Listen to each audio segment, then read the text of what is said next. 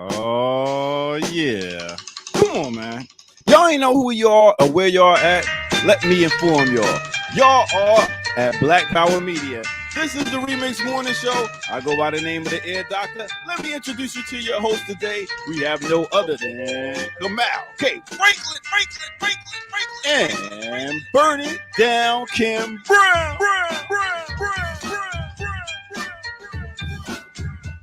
Yeah. Yo, that sounds like some old Wu-Tang. That sounds like some RZA, some vintage RZA. Right. Watch some copyrights. Nah, that's the instrumental right there. That's the instrumental. Tight. Yo, Kim, I could not get your song out of my head yesterday. What's get it out of my head yesterday. What song? Banger. Number one with a bullet. What was the song? Kim. You don't remember it? I'm trying to remember it. What was the tune to? I remember the words. The one. The Woo Woo Woo song? Yeah. No, it was the roll up the bud. Rolling up. Oh my God. Maybe we should commit a whole actual remix to that, Air Doctor. I'll write it out and everything. We can your first solo venture. First solo. You know what I'm saying? I'm gonna do my L Boogie. I'm gonna sing and rap, except I'm not L Boogie. I cannot sing nor rap, but we'll give it a shot. We'll shoot. The industry is missing. The industry is missing one more light-skinned black girl singer. Right. There's not enough of them. That quota has not yet been met. Undertapped market. It's all good. So yes. Yeah. So you just making it here? You just making it here? Kamal, how was your morning with the kids? Or they go to school today? No, they go. I mean, eventually they're going to come down. We give them a little break, so they don't have to get up as early. But give it like after your next break, 8:15. Caleb will slowly make his way to the couch, then he'll make his way in my arms, that kind of thing. Oh. So Kim, I like him. He's that little one. He's feisty. Speaking of feisty, and we're doing a commentary just a little bit. Just bring it a little bit. The 4-letter words. I spent all day yesterday. Oh, right. She said the F word a bunch of times. S word. You broke his ears. Yesterday. I'm sorry. But see, I know who his daddy is. I know he gets doses of that. Maybe not in the mega dose that I gave yesterday. Not the mega dose, right? But I know he gets bits and pieces of that from Pop. But it's cool. But yes, I will do better. Maybe we need a hand signal. You need to throw up a hand signal when the children are nearby. I didn't know this show was for kids. My bad. Well, no, it's not. What am I supposed to do? Throw them out the house? What about? Hey, put them in the basement. Lock them in the room. I go again. I gotta stop this. What's going on? Parenting, Bobby. Hey, do like we used to do our parents. We'd be like, we'll be back later, and we would leave. We would go outside, and your parents wouldn't see you all day long. Those were the days. All up under you. I remember at this age, I was walking to school by myself, like in Brooklyn. You know what I mean? Mm-hmm. Like at his age, I mean, at like 7 years old, I was going. You wasn't. Yes, my elementary school up the and it was like 5 blocks away. You had to cross the street. You had to whatever. My mom wasn't walking me to school, but I would never even think about that. You know what I mean? Like, with at his age, it's like, oh hell no, you can't go like 5 feet away from me without me being like, what's going on? What's happening? What happened? Did you ever have to put a leash on your kids? Like, no. I just don't believe in the concept. It just looks weird. It looks too weird to me. It looks too weird. It looks weird, but there's some practicality aspects, I would think, to leashing your children, especially if you got one of them runners, them kids that just take off into crowds, and you be like, where did he go? So I can see the advantageousness of a leash, but it gives off big caucasity vibes, though. Yeah. I concur with you. Like, it's at least you now know where they are, and you can give them a little like a doctor would do, like a little bring them over, like quick. But yeah, this is something about the whole leashing effect that it's like, oh, I can't do that. Just hold my hand. Just stay close. Leia, I am a great parent. I don't know what y'all talking about. Oh, ear doctor. My kids is Ear on point. doctor. The chat was hammering you for the past couple of days, bro. They've been hammering you. Hammering you. And I Oh, agree. I think that you were just exaggerating. Sure, because yes, yeah. no. Yes. Exaggerate a little bit, you know. Listen, I don't beat my kids. I've never beaten my Right, kids. punch him in the chest and drag Right. him You punch him in the downstairs. chest A and drag tap, him down the stairs. a Right. tap, bam. Look, Grab, open hand slap. He's like an open hand slap. you know, like in wrestling. You know how they slap your chest in wrestling?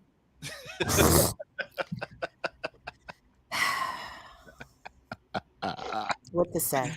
Oh to my say? goodness. Anyway, Child welfare. Child welfare. yeah.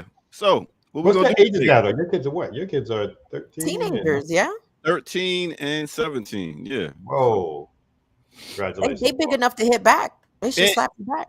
and really, the only reason I grabbed my daughter up is because she disrespected her mom. So, and you don't go for that. You don't disrespect your mom's point blank, especially in front of me. I mean, it's just got to be a standard. Certain I things. do believe they get away with a lot more than they used to. Yeah, my kids have even said things to me that I would even like, not even crazy things, but you know, things that you don't like to be like, I hate you, and then they're running off, whatever. You could never do that to my mom. I could never do that to my mom. Wait a minute, your kids said that? Yeah. And then they run away, kind of thing. Come to my parenting school, bro. You'll never hear that again in your life. Never. But to that, if I think my mom was trained you, because I would hold my tongue, be mad, and turn around and walk away. But I would never shout out, I hate you. Because you knew that slap was coming. Exactly. You knew your mother was bringing that hand from all the way back here, dog. She stretched before she let that slap fly, Slim. From South Carolina to Albany Projects. Pow. Woo. And see, that's the thing. It's like you know about touching the hot stove once you touch it. A parent can tell you all day, don't touch it, don't touch it, don't touch it. Till you touch it, you're gonna be like, all right. So sometimes they gotta get that feeling of, oh, this ain't right. I ain't gonna do this again.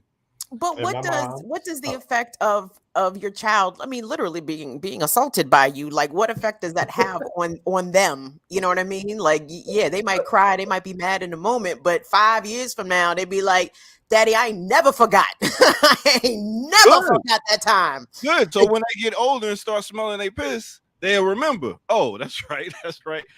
Pops already said, nah, they ain't going down like that. Nah, dog, I'm talking about when they 30. Okay, and they remembering, and they like, Dad, you remember that time you dragged me down the steps? It messed me up so bad, blah blah blah. And then their kid's gonna do something crazy and be like, man, my dad showed me what to do with this. Help me, Jesus. Ayuda me, Jesus.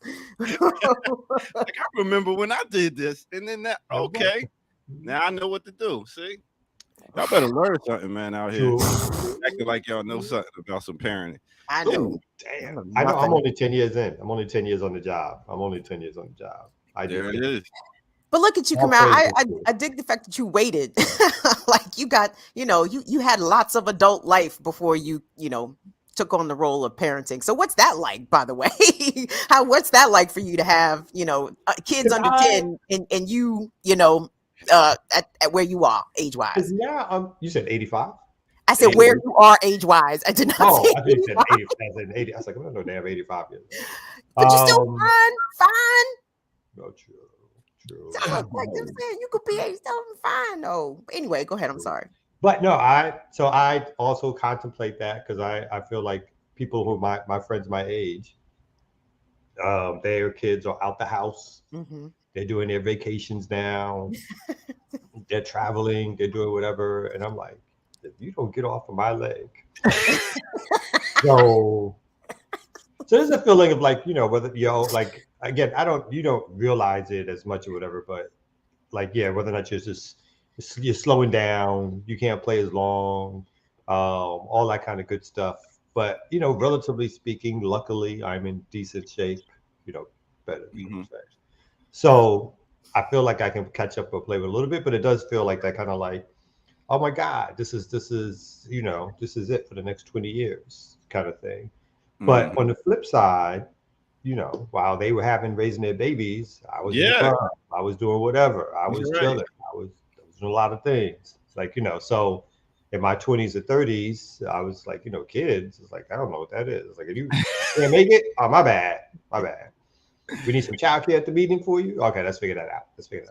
I'm not watching them, but let's figure that out. Now I did have a little. I mean, I helped raise my niece a little bit, Mhm. but that's different, of course. Even if she Oh, doesn't yes. want to, Because they go home. Yeah. Yes. Well, Kim- in our case, home was all together. Oh. But still, you can go to the next room and go to your mama kind of thing. So Right. Kim, you got any siblings? Okay. Well, I have two brothers. One of my brothers is transition, and I have an older brother. Okay. And they got babies? I have two nieces who are very grown. My oldest niece is in her mid-30s. My youngest niece is mid-20s. And I used to watch them quite a bit when they were babies. I like kids. Kids are awesome. Like, I like taking care of kids. Kids are fun.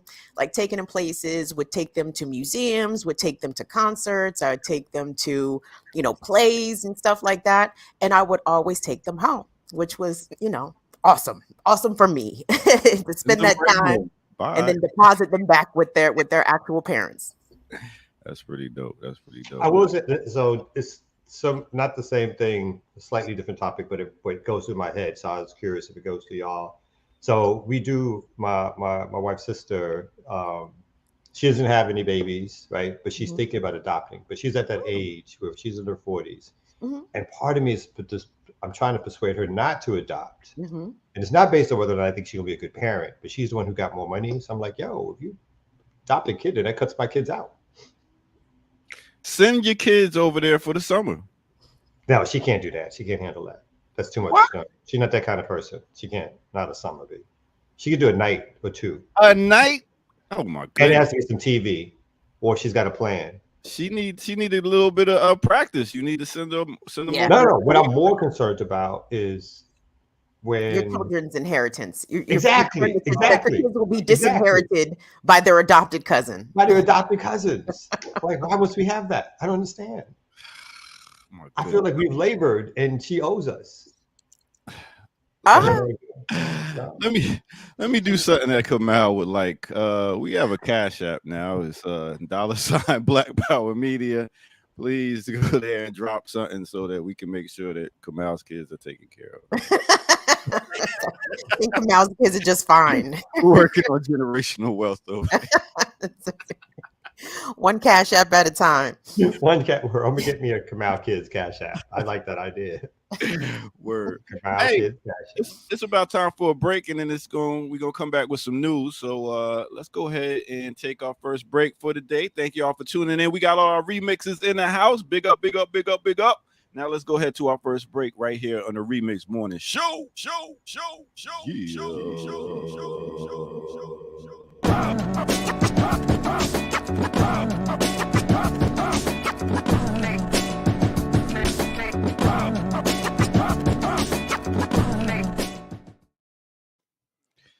What's good, everybody? Welcome out to the Remix Morning Show. I go by the name of the Ear Doctor. Please make sure y'all hit that like button and subscribe if you haven't already. Also, go to patreon.com, drop some change in the bucket for Black Power Media. We are doing big things over here. So continue to help and support us to make sure that happens and give y'all some dope content. That's what we're here for. Now, it's time to go ahead and do a little artist spotlight. Sometimes some people drop a song that's so good that after they drop it, you don't want to hear no other songs, and they wind up being like one-hit wonders. Well, who did I want to talk about today? No other than, cue up the music, Orange Juice Jones. That's right, Orange Juice Jones. Listen, Orange Juice Jones was born in Houston, Texas, raised in Harlem, New York City. That's right. He graduated from the United States Naval Academy in 1981, serving as a sniper officer in the Marines Corps before becoming a musician. Now, let me explain the scariest part about him being in the military and being a sniper. This song that we have playing in the background, The Rain, was all about him being a stalker. That's right. He would stalk this woman around in the video while she was walking around doing her thug thizzle with her man outside of a relationship. this dude really was thinking about sniping her. I'm telling you, I swear I know that's what was going on. Let me finish. All right. Juice Jones was now his name is Oren Juice Jones, not Orange. Oren Juice Jones. Let's get that right. His song "The Rain" became a hit in 1986. It peaked at number 9 on the Billboard Hot 100, and it ranked as VH1's top 100 one-hit wonders. That's right. He came out with some other songs. Not only did he came out with some other songs, he even got in some movies. Now, he actually dropped 4 albums. 4 albums, y'all. Now, have y'all heard any one of them? Probably not. Especially since the only song that came out of all these albums that was noticeable was "The Rain." That's right. And also, he was in a couple movies. He was in what was it? New Jersey Drive.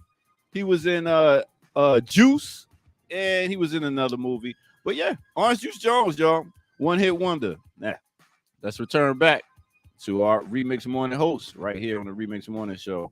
Yeah. All right.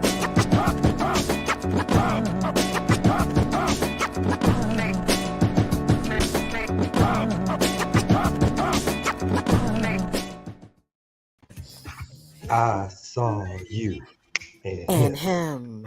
dancing in the, what is it? Walking in the rain, right? Walking in the rain. What did you say? Dancing. Oh, my bad. My bad. He would have really. I used to do orange. I Fred used to call it Astaire. orange too, man. I used to say Orange Juice Jones. You Fred Astaire. I used to go orange. Ain't that orange? I didn't know he was in that many movies. Yo, that was one of the first songs where you could see a guy really, really emotionally hurt. Like hurt at first. What? He was And he hurt. was talking. He was. There was a time was talking. I mean, he got so mad that he went home and packed all the stuff. I know it wasn't the first such song. I mean, Well, there's a lot of begging songs in the 70s and 80s. Many. It would stop and do the voiceover thing in the middle of the song, then they start talking to you. 60s, 50s, 70s, men have been begging on records forever, crying on records forever. She broke my heart. Wah, wah, wah. Yeah.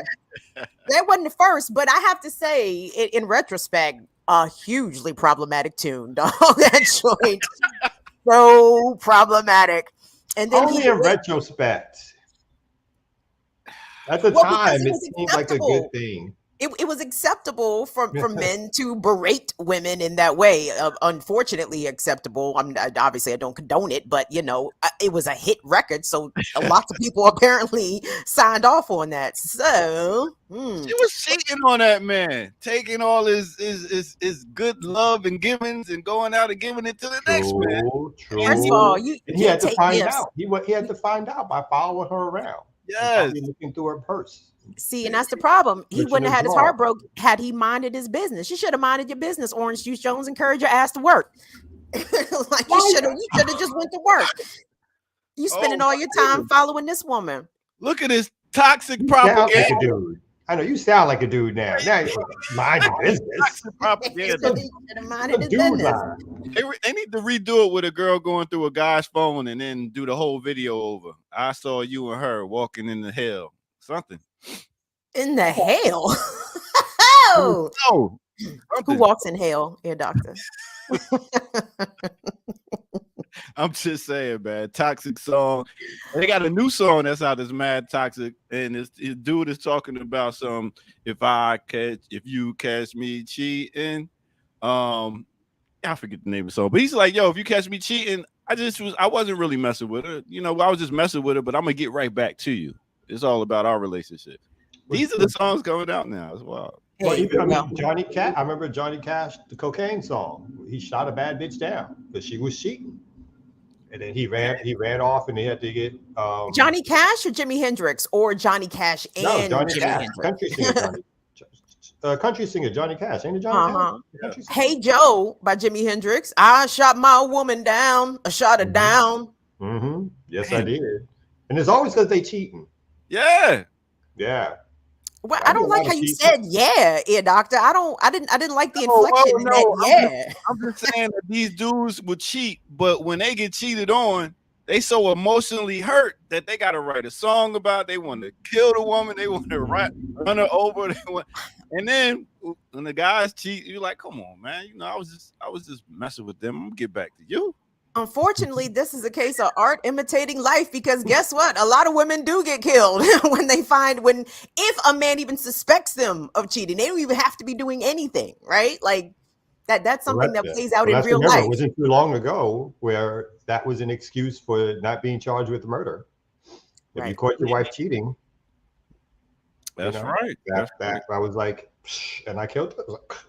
I was like, officer. You see what she did to me? So I'm glad the art. I hope the art is not reflecting those values anymore in song, right? Hey, and matter of fact, Ricky Ryan, right? Jasmine Sullivan busting windows out, mad, straight up. People destruction of property and physical violence to me are not the same thing, but because windows don't bleed, right? You can replace windows. Well, let me get out of here. That was your one hit wonder for the day. And go ahead and get to some news. All right. The thing about that Orange Juice Jones video, I remember the video very clearly, and I remember the girl. She was fly. She had a fur on, had a jewels on. And then after he's like, reading her the riot act towards the end of the song, you better walk them hush puppy, run over shoes, and he took a fur coat, and she was out, cold on the street. I said, as a child, I don't know. I do not know about what even then you knew about relationships right here. I said, I don't think this is the message I'm supposed to be receiving as a young girl here about the dynamic. Everybody else was probably applauding them. Everybody else was probably like, get him orange, or Oren, whatever the fuck your name was. Dark times. Different times. Sad times. But is it time to get into some news, Kamal? Because you are my producer, so I have to send you should send me did you send me your links already? I just checked, I didn't see any. I know, because I'm telling y'all, do not do this iOS 16 update. It is a madness. Don't do it. Ride with that 15.6 for as long as you can. don't even go to that 16, because it is already annoying the shit out of me. See, God darn it, Kamal, all the censorship. I feel oppressed. Now it's time to roll. I'll slap the map while y'all get y'all stuff together.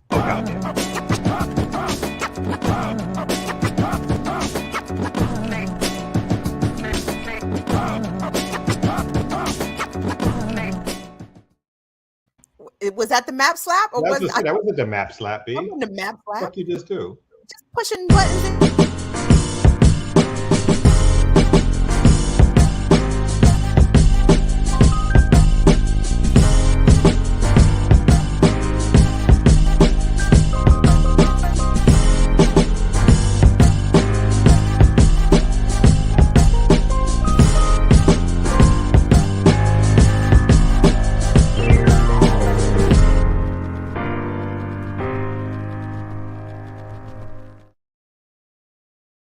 Welcome, everybody. It's the Remix Morning Show on Black Power Media. We are so happy to see all of our remixers joining us very strong on this first day of autumn. Welcome to the autumnal equinox, where today we are going to have equal parts of daylight and nighttime, and fall starts tonight just shortly after 9 p.m. And if you live on the East Coast, you are going to notice the fall-like temperatures coming through the area pretty soon. So as we transition to another season, we are so excited and happy and grateful and appreciative that you guys are here with us for yet another season of the Remix Morning Show.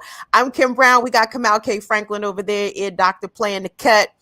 We finna get into some news here, but before we do that, if you guys could take a second, a teeny momento, and give the video a like, give it a thumbs up. If you're not already subscribed to the channel, take a moment to do that. Become a member of Black Power Media. You can also support the channel, patreon.com/Black Power Media. We got big things popping here. Kamal K. Franklin. You are so good at this. Oh, damn. Nice. That was just beautiful. That was so professional. Oh, I'm very serious. I enjoy working with you because of that. When you did just a stream of just professional radio talk, that I'm just like, God, that sounded real. This almost made it sound like a real show before I sort of fucked it up just now. But that's so kind, Kamal. That was so cool when you did that. And All then right. here I come. Shit, damn motherfucker. Well, then there's the other side. Then there's the other side. This is why your commercial radio career probably. Here's the thing, though, not true, because I never cussed on the air. Never. I never in all my years. Like I it's something in my head. Like I'm aware when I'm broadcasting over the FCC's airwaves, it just turns off. Like I've never even slipped up and cussed on the radio or on TV for that matter. But I know where I'm at here. I'm home. Took my shoes off. I put my robe on.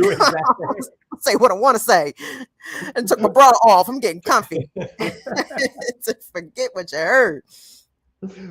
All right, so I got our favorite. It's almost like a little comedy sketch thing to talk about him. It's like our favorite white supremacist ex-president is in the news again. The bad boy. Which one? Well, yeah, I'm talking Trump only because because our current president is a white supremacist too. So I mean, well, that's true. The more hardcore but stupid one, but silly one, but you can't take him seriously. But other people around him have to be taken seriously, that kind of thing. But anyway, Art of the Steal. Trump is accused of vast fraud in New York lawsuit. So apparently, former President Donald Trump padded his net worth by billions of dollars and habitually misled banks and others about the value of prized assets like golf courses, hotels, and his Mar-a-Lago estate. New York's Attorney General said Wednesday in a lawsuit that seeks to permanently disrupt the Republicans' ability to do business in the state. Attorney General Letitia James, I'm not sure how she pronounces it, even though I was there in New York and she was around, dubbed it the art of the steal. The lawsuit filed in state court in Manhattan is a culmination of the Democrats' 3-year civil investigation into Trump and the Trump Organization. Trump's 3 elder children, Donald Jr., Ivanka, and Eric, were also named as defendants, along with 2 longtime company executives. And it says it is a 223 page.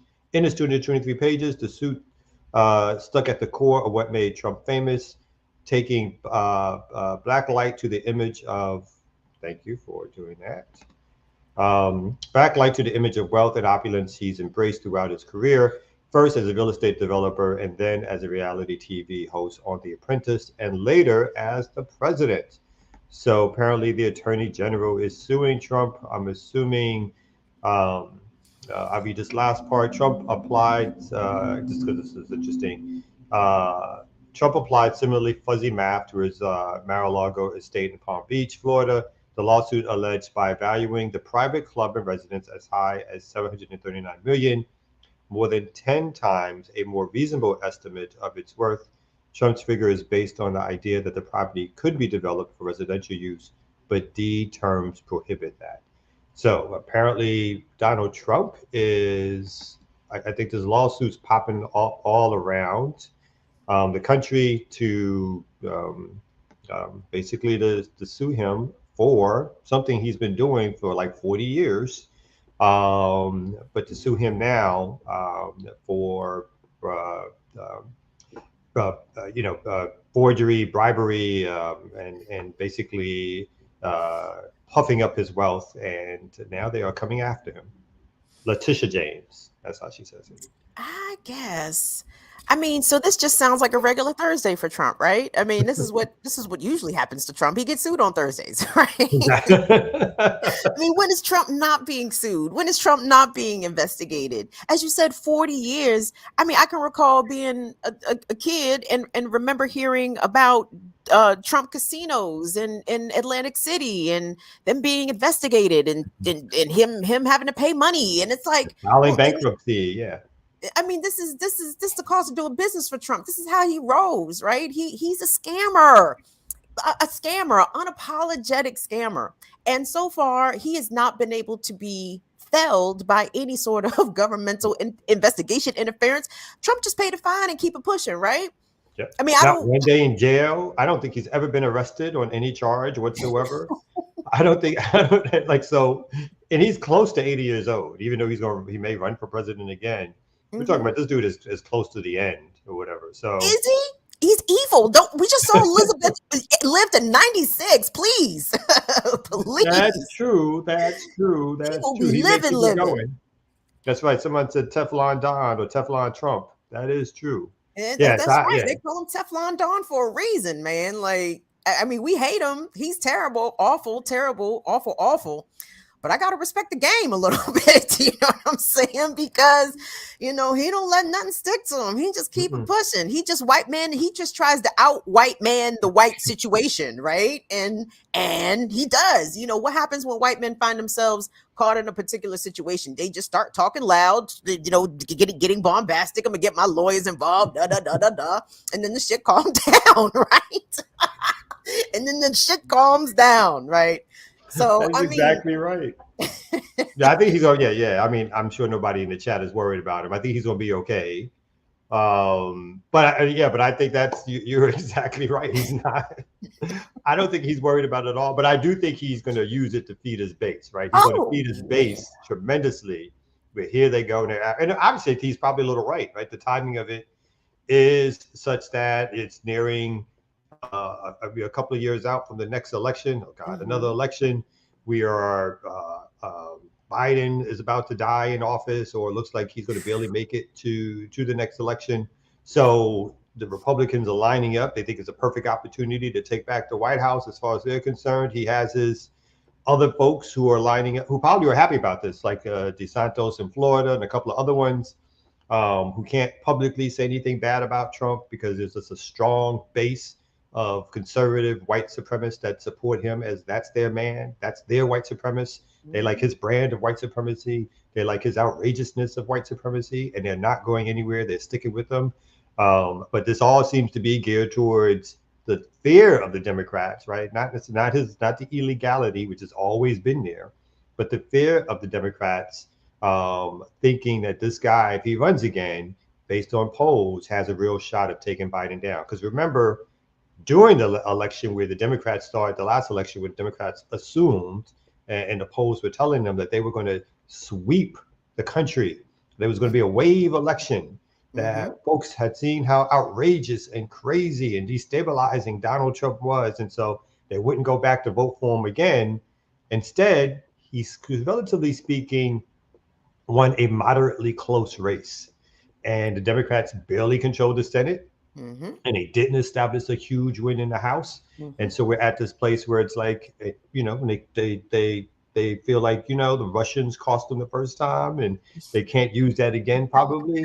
So we're at this inflection point where they have to do something to try to get rid of him because they're scared of him and the brand of white supremacy that he represents. But the law ain't it, because the law don't apply to rich white men. So Democrats, you need to find another way, because this ain't the way. You got to show me. I think I might have mentioned this not yesterday on Status Coup, but I think I was co-hosting with Jordan one day, and I'm like, you got to show me what a precedence is where someone in Donald Trump's position literally goes down for anything. You know what I'm saying? Like when has this happened? And sure, again, we can point to, isolated folks, Kenneth Lay, Bernie Madoff, you know what I'm saying? Epstein even, but in the grand scheme of things, folks like Trump, who now, not in addition to his actual wealth, to the amount of property that he owns. I mean, him being a major property owner, I think is part of this, you know what I'm saying? Part of his power and his ability to sort of deflect any lawful accountability in that sense. Like, they don't go down for anything.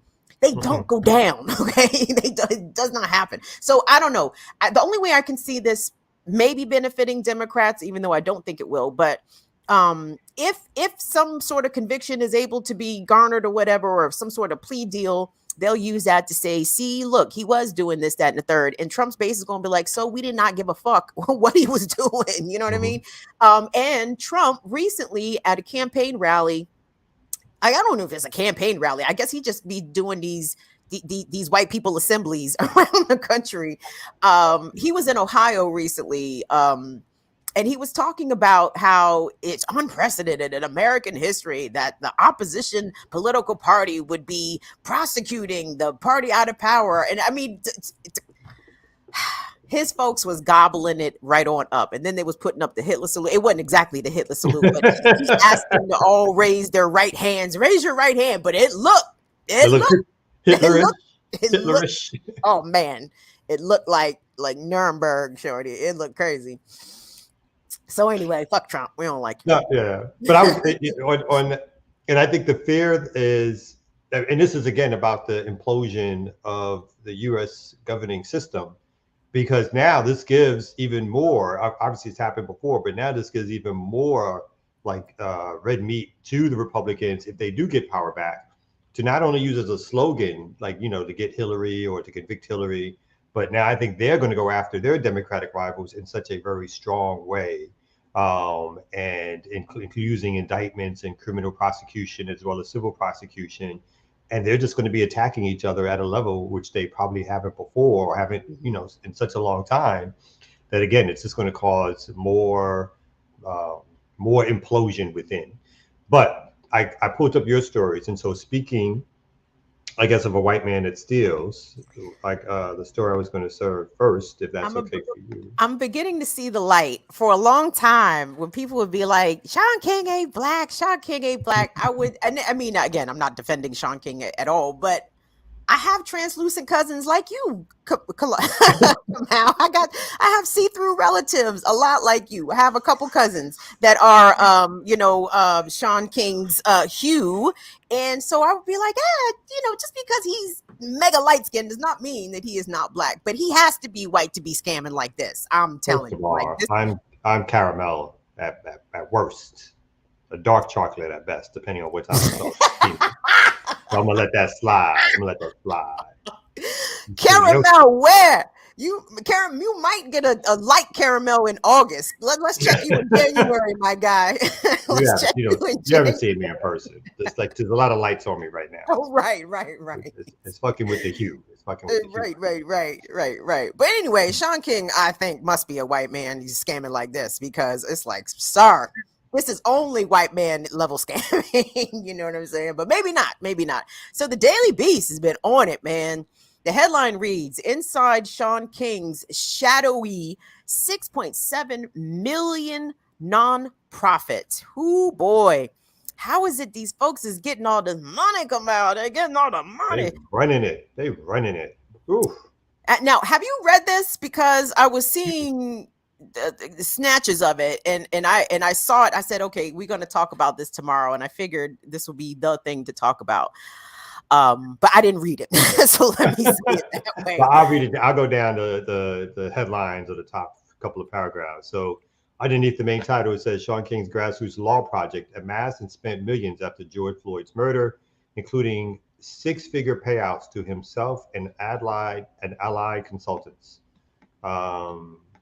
Says Sean King's nonprofit amassed millions of dollars in donations in the months following the 2020 murder of George Floyd, while its signature project to review and redress prosecutorial injustices in 3 major U.S. cities floundered.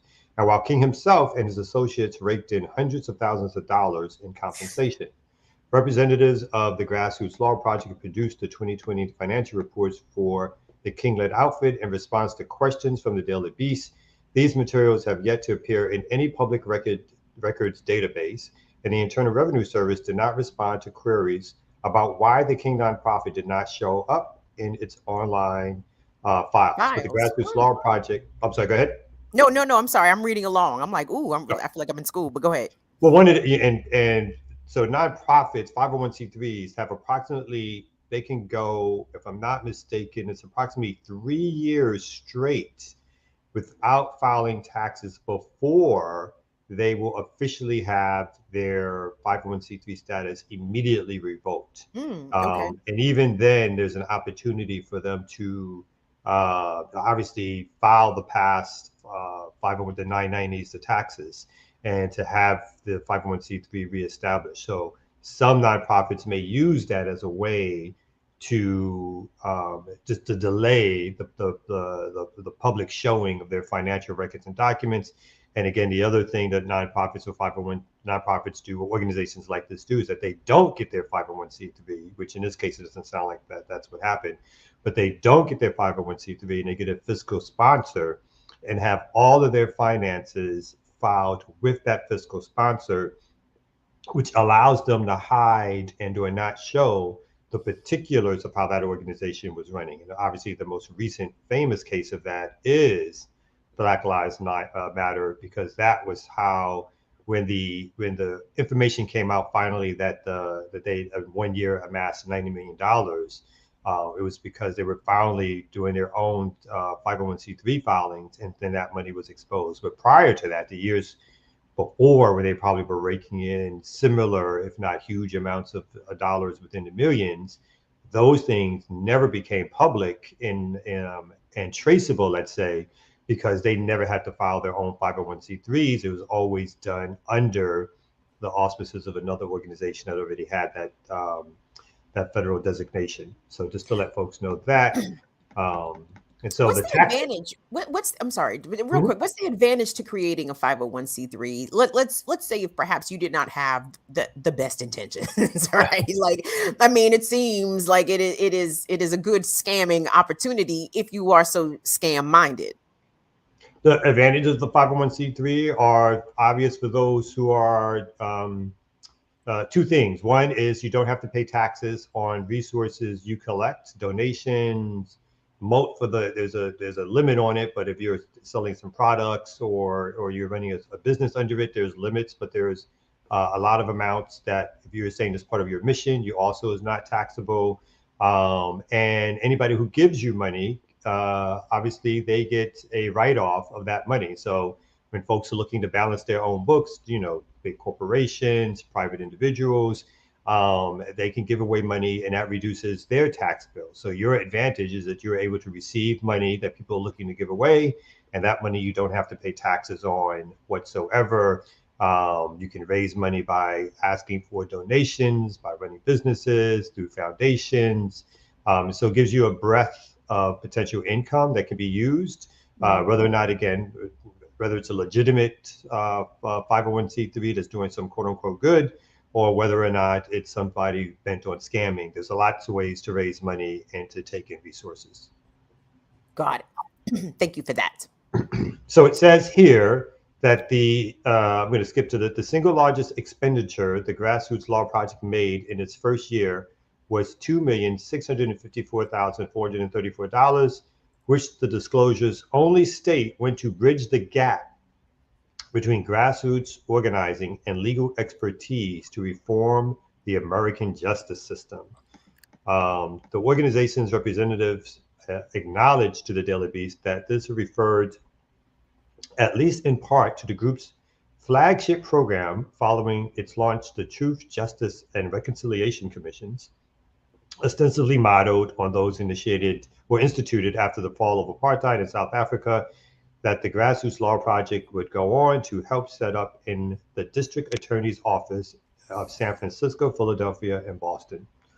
The claim was that the claim is my words, that these historic boards received considerable publicity and fanfare, along with their own website, fundraising page, and multiple social media outlets when the Grassroots Law Project and the local prosecutors announced them in July 2020. So they actually were able to convince. This is how stupid America is. So the district attorneys of San Francisco, Philadelphia, and Boston, and I'm not calling that they saying that they should have been investigating, but instead of looking at who they were partnering with, they just jumped in with anybody and let this person do joint press conferences to announce that they were going to do these things within the office. Okay.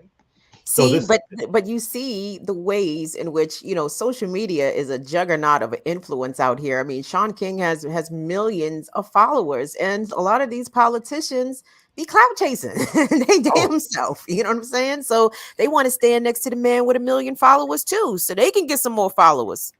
It's just crazy. I mean, yeah, you're right. I've had that dude retweet something that I did, and that it's like all of a sudden it's like, yo, why is my fucking social media blowing up? And it's like something like that, right? So it's this weird thing where you're exactly right, and so they lose all perspective.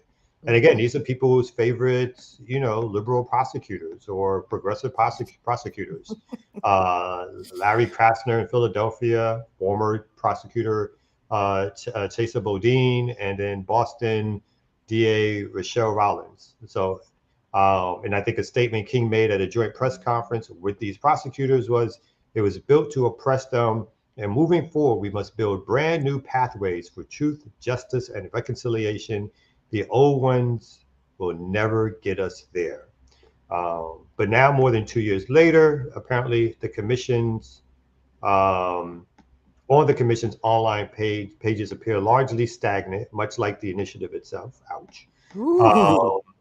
So it says the Boston District Attorney told the Daily Beast that his commission unfortunately did not get off the ground.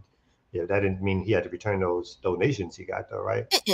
While while the San Francisco DA's office said its committee had yet to hold a single meeting, and in Philadelphia, whose exceedingly close political ties to King and one of his PACs has gotten him slapped with thousands of dollars in campaign finance violation fees, did not respond to questions about the commission's status that were left with his office and on his personal cell phone. This is strange, and I'm glad you mentioned about the political action committees. I did not know that they had two POCs. Haha, see what I did there.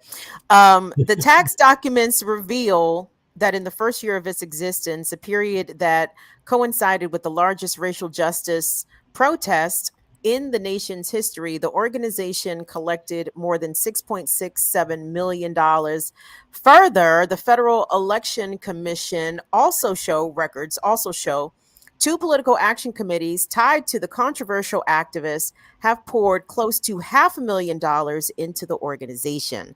Those political action committees, you want to do some higgy hagger with the money, there you go. You just got to create a POC, get you a little POC, and you can move the money around all kinds of crazy ways. Kamau? Yes. Is this an attack on Shaun King? Shaun King has been resilient. He is the Teflon. I guess he is the most Teflon fake organizer out there. Well, maybe D-Ray. It's definitely a dude, because I think, Patrice has been dragged and exposed more.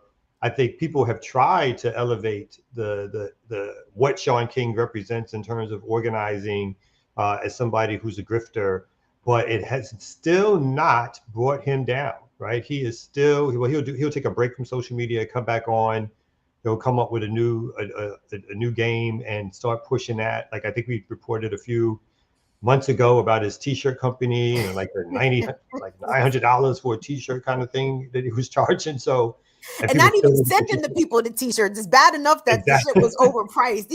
People wasn't even receiving the items that they had already paid for. Like, sir, be a better scammer, please. At least give the people the products of which they have paid. Oh my God. Yee. So it says in the 2020 tax filings, the Daily Beast received shows King earned a salary of $104,000 as the Grassroots Law Project's executive director during the group's first 12 months. But the group's representatives told the Daily Beast his compensation has been swelled to $250,000 a year, or around twice the median compensation for nonprofit executives. The organization's representatives maintained this income was lower than some other groups with a criminal justice mission. The documents also show the nonprofit paid $135,000 to the Social Practice, a consulting firm that handles the group's financials and which is based out of a box in the same San Francisco mail drop as the Grassroots Law Project itself. The Daily Beast previously reported that the Social Practices was also on the payroll of Krasner's DA campaign. At the same time, the prosecutor got in trouble with the Philadelphia authorities for coordinating with King's PAC and failing to report it. And so you best believe, though, that's not his only, because that salary, even though it's big, is not necessarily outrageous. But the 100,000, now he's making $250,000, which is 250,000. But you can best believe that is not his only source of income. That his income, his ability to drive in dollars is based on probably this nonprofit, and I'm assuming several other things that he set up. So yeah, don't shed no tears for Shaun King, and don't think that that amount is the only way in which he's bringing in income in terms of whatever he's doing. I like to say the work, but whatever he's doing. And lastly, I'll read this point too, as the Daily Beast also previously reported. All right, just read that part. Go down to public records and materials that the groups divulge show that entities associated with two other members of the quote team of experts in justice reform, law, and finance and compliance, end quote, a nonprofit founded by activist Tamika Mallory and the law firm of attorney David Mitrani, have received regular disbursements of cash from the Grassroots Law Project, or the PACs, the Political Action Committees. Mallory's group said it only received donations from the project in the period between March and August of 2021, while campaign finance filings show that payments to Mitrani's firm continued throughout May of this year.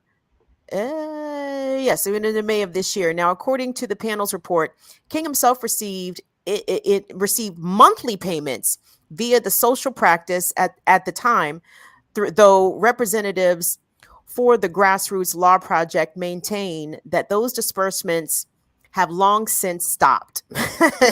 He used to get money all the time, but no, we don't do that no more. And it says, continue, the most recent records available show that to date, the social practice has received a combined $940,812 from the Grassroots Law Project, the Real Justice PAC, and the Grassroots Law PAC, a third King founded committee where Bond now serves as treasurer. So this, I guess we can go on, but I mean, this is the game, and these. No, this is big. This is huge white folks energy. This is big white folks energy. Like you get. For whatever reason, you come into a pile of money and then you got to figure out, okay, let me create this entity, that entity. Let's put it here. Let's put something there. Let's do this over here. Let's get my people paid. You know what I'm saying? Like, I mean, where do Negroes learn to do this? I mean, I don't even think like that, but this is huge white people energy, man. Jeez Louise. It's the new world for social justice. But speaking of a social justice warrior that we can trust, no, he may not be that. The ear doctor. This news right here will have you rolling up some bud. Hey! A few of us are getting high, so high. Let's go. Hey, come on, ear doctor. Rolling up some bud. Yes. I had to remember. You had me singing that all day yesterday. There you go. He was rolling up some bud. As he was rolling up some bud. You are welcome. No doubt. We got to bring that remix back for him. So it is time to take another break right here, the Remix Morning Show. So let's go ahead and do it. The Remix Morning Show.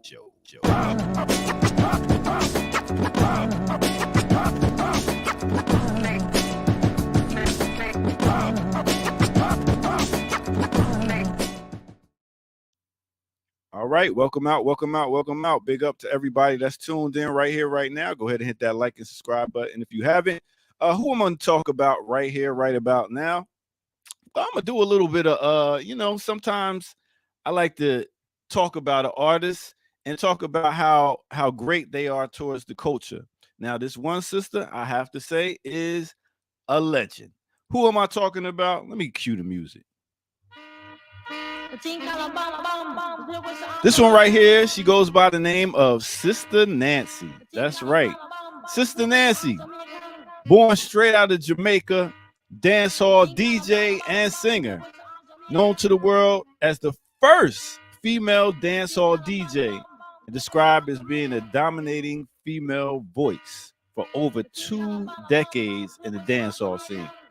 And as you can hear this song right here, Bam Bam. This right here was one of her biggest songs, and it got sampled by a lot of different people. We talk about Kanye done sampled it. We talk about Jay-Z done sampled it. With a bunch of people sampled it. It was a super dope song that got everybody out on the dance floor. But you know what? The funny thing about this song, and before I get to that part, let's say she did have 3 albums out. 1, 2. This was back in 1982. The Yellow, the Purple, the Nancy, 82, and then Sister Nancy Meets Fireproof, 2001. So she's been doing it over a nice amount of time. But like I said, to get back to it, actually went out on the road with one of her brothers and started DJing. When her parents was like, "Nah, we don't want you. We want you to stay on this Catholic stuff." She's like, "Nah." So she hit the road and started DJing. One of the first women DJs out there to go on tours and everything. So we talk about even before the hip hop really came around with Spinderella from Salt and Pepper. She was DJing back then. So big up to her. But when you hear this song right here, we got to give props not just to her, but the originators of this song, which is Toots and the Maytals.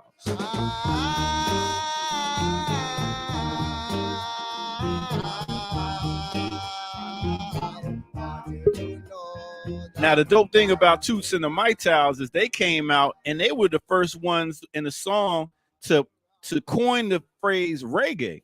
In 1968, they had a single called Do the Reggae.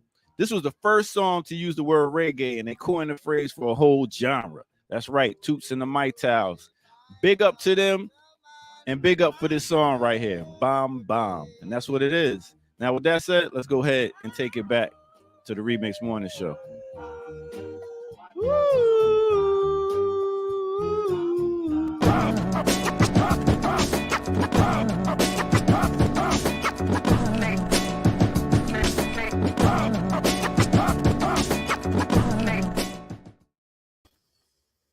Yeah.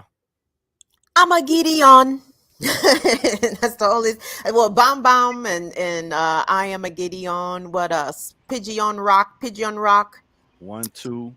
1, 2. Yes, some bangers, man. Sister Nancy. Oh my goodness. Thank you so much for that. No doubt. But you imagine being one of the first sisters to be DJing out on tour with all nothing but dread, Rasta. I mean, man. I mean, to get out on there on that road and then be considered really one of the first female DJs out there to do it and put it down. Big up to Sister Nancy. I'm sure the men gave her a very hard time. If you're the first anything, first woman, first black, whatever, the dominant culture is going to give you a hard time. And that's just an assumption. I don't know that for a fact in Sister Nancy's case, but I'm just assuming if she was the only chick. You know what I'm saying? I'm sure she encountered a lot of higgy hagga, as it were. Okay, I'll say Bomb Bomb. I'll tell you, boy, I got to get it right for people. They be on me, boy. Bomb Bomb. Wow, what were you saying? Bam Bam. On you. That's a classic. It's a classic. B. It is. I gotta get it right. Appreciate who was that again? KD. Big up to KD. I wonder, again, because it's been such a heavily sampled song, I would imagine it's been sampled dozens of times. Like, I think that's a safe ballpark. Publishing. Do you think Sister Nancy was able to retain that publishing? And who were Jay-Z and Kanye and everybody else who sampled this record? Who did they actually end up paying? Hey. It was a hard thing back there to get that publishing rights and stuff. They were just happy to sign a contract and get that advancement. So exactly, that's exactly what they got the advance and probably forgot about everything else. Unless you got some good lawyers, some good managers, that just don't happen the way it's supposed to. All right, and that's what it is. That is your artist spotlight for the day. Toots and the Maytals. Big up, Toots and the Maytals. Toots actually transitioned like a year or two ago. Why do I know Toots and the Maytals? What other song would I know them from, Ear Doctor? They had a couple songs. I don't know if you really know them, but gotta go check it out because they're known for ska music. Oh, okay. Well, yeah, I wonder what's. See, I thought ska was white people's version of reggae. I didn't know. Oh, no. Bob Marley was known for starting off with doing ska music when he started. So what's the difference between ska and reggae? I thought the difference was white people did the ska, but maybe I clearly have that wrong. So what, like, how they got this certain beat like that's like ska, just like how you got bachata, you got salsa, merengue. It's like it's still under like Latin music. It's just like certain sounds that make it a certain sound. So that's what it is. All right. So big up to Al Unique. $10 on that. We'll take that. Come through, Al. Thank you so much for that, Al. Thank you, Pookie Wood. All right. What? So, you can't Pookie Wood comment can't get no love. Oh, what Pookie Wood say? Well, anyway, yeah. Bum Bum bum. bum. Thank you, Pookie. Bum. No doubt. So that's your artist spotlight for the day. I will catch Good. y'all on the next break. Peace. Appreciate that. And we, although we did not announce this, and it's because of Kamal's bad production skills, we just sent them the links. To be honest, so I don't know. I think I sent them the links. My bad. But we have backstage 2 guests coming up, and after that, we want to continue on with that Shaun King story a little bit later. But we have 2 guests coming up right now from BAP to talk about the month coming up of October to end AFRICOM. So that's hit that. When we got guests on, you do that screen thing and the music comes on.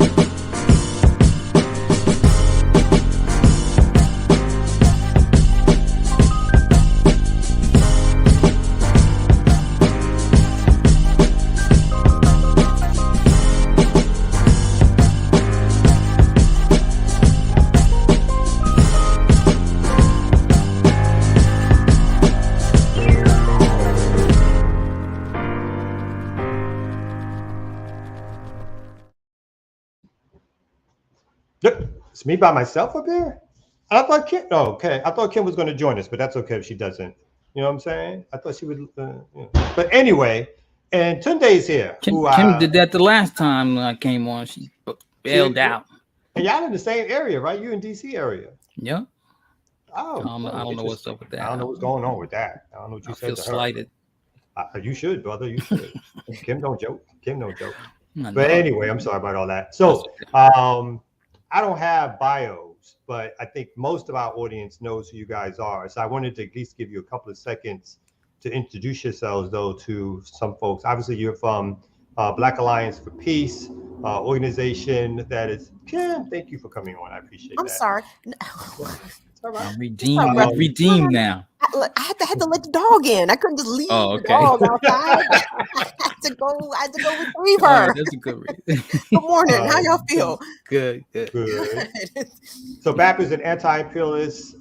Is it fair to say a Black organization has allies of all different kinds, but works on issues of imperialism, ending U.S. foreign policy, imperialist actions in other states or around the country, points out the connections to domestic and international policy and how those things are oppressive, not only to Africans on the continent, but us over here, and U.S. imperialism and dominance of Europe around the world. And so that was my own unread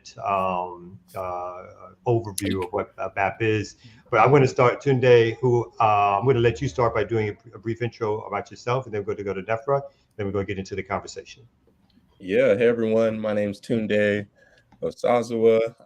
I am with BAP, with BAP's U.S. Out of Africa Network, which is a network of organizers and activists that are committed to strategizing around and pursuing creative and radical tactics for the complete withdrawal of U.S. forces from Africa and, the closure of U.S. military bases throughout the world and shutting down AFRICOM, obviously. Also a member of, the Africa team of the Black Alliance for Peace, which is, doing a lot of the work, too, to put together this International Month of Action against AFRICOM. I'm also with Community Movement Builders here in Atlanta. So, me and Kamal, we know each other. But yeah, we're glad to be here. Thanks for having us on. Oh, yeah. And I'm Netfa Freeman. I'm on the coordinating committee of the Black Alliance for Peace. The co-coordinator along with Margaret Kimberly of the Africa team, Black Alliance for Peace Africa team. And also a member organization of the Black Alliance for Peace, Pan-African Community Action, PACA, here in DC. We work for community-based power with the revolutionary Pan-Africanist lens, and we pretty active in Black Alliance for Peace. Cool. So let's start, maybe Nefra, you can start us off by telling us a little bit more about what the International Month of Action against AFRICOM is going to entail. What is it that you're asking folks to do? What is it that BAP is going to do? And what made you guys even come up with this idea of having this month to shut down AFRICOM? Right. If it's, I don't know if it's possible, I'm going to put this, if it's possible to show this as this thing I put in the chat as I'm talking, because it'll help and people can see it. And so the International Month of Action against AFRICOM is something this is our third time doing it. The U.S. Out of Africa Shutdown AFRICOM campaign is, I guess you would call it maybe the flagship campaign of the Black Alliance for Peace. AFRICOM is this U.S. Africa Command. So a lot of people may not know that the U.S., or probably do know that the U.S. has littered the globe with military bases and Africa command centers and just all types of militarism around the world.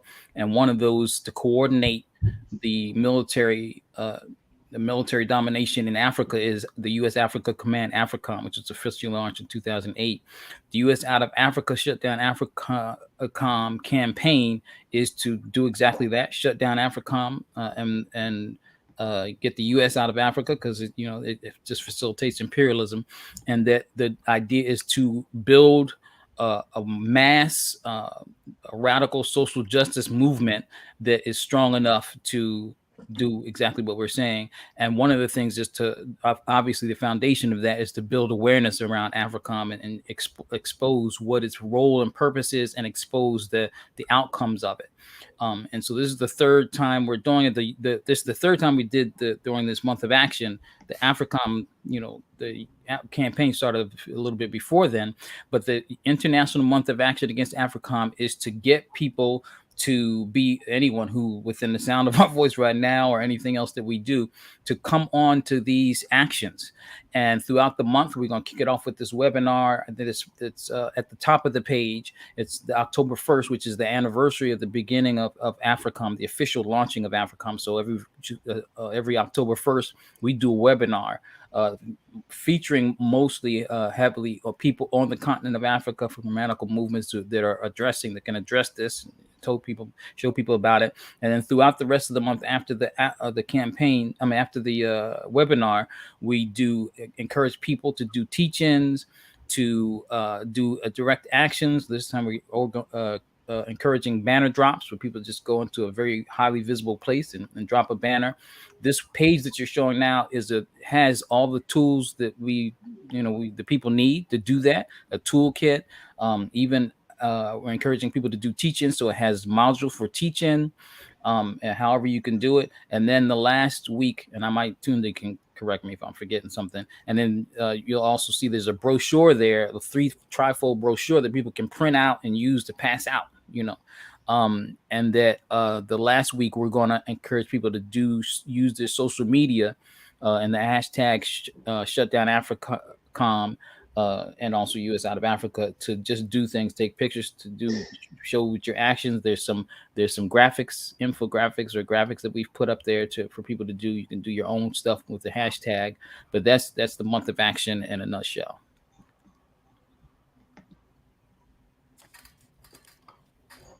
So how do you do a banner drop? That sounds, I'm like in my head, I'm like, ooh, there's a nice spot on Kenilworth Avenue. You could do a nice banner drop. Right. Is that, and maybe we can hook up and you can join. That's a good suggestion. That's exactly what we mean. Coming over either a highway overpass or from a building, if you have access to a big high-rise building or something, just someplace visible, whatever you can. Everybody doesn't have access there, and just drop something and show it, that people that will get attention. And a good thing to do when you do it is also to have people situated somewhere where they can take a photograph of what you've done and then post it. But that's basically it. Just have a banner making party, create something visibly compelling, and then find some place to drop a place or two, because sometimes people do it a couple places. They take the banner, put it somewhere. You want to leave it up for a little while so people can see it. And last year somebody did something over, it wasn't the Kenner, it was over that one 295 something. I can for there are folks obviously who know through and through what AFRICOM is, what it represents. There's going to be others who are kind of like, it's the United States, and of course they're just fighting terrorism. So when you dig deep with folks and you talk to them about what AFRICOM is and what it represents, what do you tell them to get past the propaganda of the United States is just offering military assistance to stop terrorism, to help support young African nations in developing, to help leadership, to bring stability? What is it that you tell them AFRICOM, the role of AFRICOM really is in terms of the world order for European domination? Yeah, I can start with that question. You know, what we understand is that in 2007, the U.S. Department of Defense, came to the decision that AFRICOM was necessary due to the increasing strategic importance of Africa, and kind of gave the direction or the instruction that it should be created. But what we understand is that the real purpose of AFRICOM is to enable terrorism, while at the same time prosecuting the war on terror in Africa. So it puts the continent in like a constant state of war and instability. And so it really nurtures and justifies its own reason for being, and develops like this dependence of African states on AFRICOM for their defense. And so they're made to kind of comply with U.S. and Western strategic interests, which is really just the control and unfettered access to Africa's natural resources. So what we've seen is that research data shows that since the founding of AFRICOM, there's really been a very intense increase in terrorist groups operating on the continent. So while they say they're fighting terrorism, there's actually this 500% increase in terrorist incidents on the continent. There's also this increased incidence of coups of African soldiers who have been trained by U.S. military or NATO forces, and so that also increases their I guess the allegiance of these African states to U.S. imperialist interests. So there's a lot of I guess justifications for why AFRICOM exists, but we understand that it's really just to assert U.S. and Western dominance over the continent, and to support U.S. foreign policies and U.S. national interests. Mm-hmm. And I think also that we should be aware of the current situation, that a lot of propaganda is going out here about China, on China's influence on Africa, and even Russia now. They're saying, and the compradors in the Congress here, we call them compradors on the continent of Africa, and the compradors here too, are trying to pass. They introduced, I think it was Gregory Meeks in New York, and the rest of them have signed on and passed the House this act called the Countering the Malign Activities in Africa, Countering the Malign Russian Activities in Africa Act, something like that. And so this is basically dictating the terms of bilateral relations that African countries can have, under the guise of saying that, obviously the malign activities in Russia and whatnot. And so it doesn't matter what we think or really about what Russia on the African continent. It should be up to the African people to be able to determine whatever relationships they have with however they seem fit. So it's a breach of the sovereignty. It's against the UN Charter. The U.S. Congress and the Senate government does stuff against U.S. international law all the time. But this is just one thing. And the propaganda around it is also very heavy. But we want to remind people it's not China or Russia that colonized Africa. It's the Western European countries. It's not China or Russia that picked up that mantle and has created the most sophisticated forms of neocolonialism on the continent. It's the United States that did that, and is continuing through NATO and through all forms of the coercion through the international financial institutions, the World Bank, the IMF, and all that, World Trade Organization, that are dominating Africa and have propelled it into the conditions that we see now, where the people are not, we're not in control of our own resources. And I say we because I'm a Pan-Africanist, and it's all of us, the same situations. They're doing the same counterpart thing to us here, as Tunde talked about. In terms of the police, and China and Russia hasn't done any of that. It doesn't matter. And we're not trying to, glorify anybody's role here, but we know the most insidious and the existential threat on the continent of Africa and to the world is the US, EU, NATO axis of domination. So, Nefa, I have a question. Like, there are some Ghanaian folks that I follow on social media, and over the past couple to few months, I've seen them very vocal about a recent agreement that allows the United States and the military to have more influence or access in Ghana. Can you talk about the coalitions and the partnerships and the ways in which, you know, organizations like BAP are building with people on the continent to get also to shut down AFRICOM, right? Because Africans don't want does not want Americans there, but the leadership in some instances are rolling out the welcome mat for the U.S. military. So how can we help our folks in countries where the U.S. has set up shop to also help to advocate to get the military out? Mm-hmm.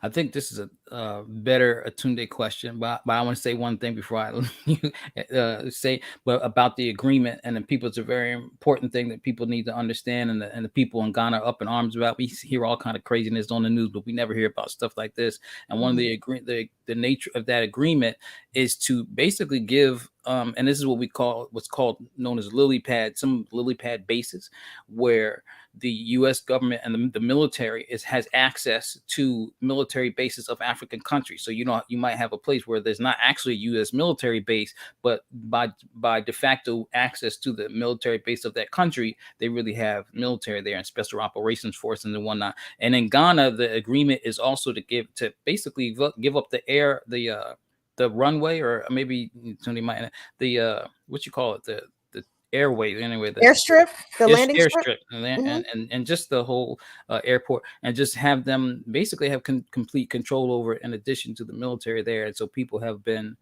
protesting about it. This agreement kind of started a few years ago, right? It's not the beginning of it, but it's just now being solidified. Yeah, and I think when you speak to how we are working with comrades and movements and organization on the continent, NEPFA and I are based here in the U.S. And so as we're talking about things like AFRICOM, we understand that the need for leadership and guidance from forces from the continent in doing our work as it's focused on the continent that they live in. We want to be able to support their efforts because they're on the front lines of these types of struggles. And we don't want to traffic in, like control from the outside or anything like that, like violation of. So, we formed a steering committee of the USOAN, or our U.S. out of Africa network, kind of to streamline the coordination and diversify the work of the campaign and to achieve our goals. And we see it as really important that organizations on the African continent and not those in the diaspora like really leading this effort.